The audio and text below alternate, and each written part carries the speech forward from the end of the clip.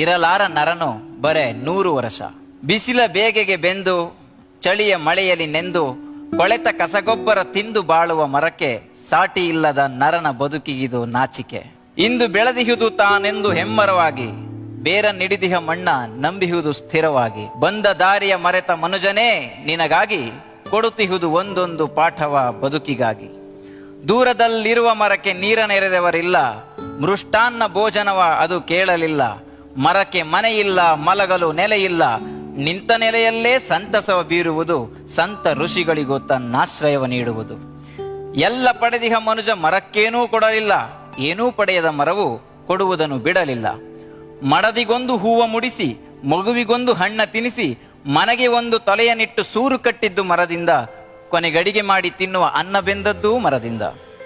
ಬಾಳಿನುದ್ದಕ್ಕೂ ಬಲವ ಕೊಟ್ಟ ಮರವ ನೀನು ಸುಟ್ಟು, ತಿಂದ ಋಣದಲ್ಲಿ ಸ್ವಲ್ಪ ತೀರಿಸು ಮತ್ತೆ ಗಿಡವನ್ನೆಟ್ಟು.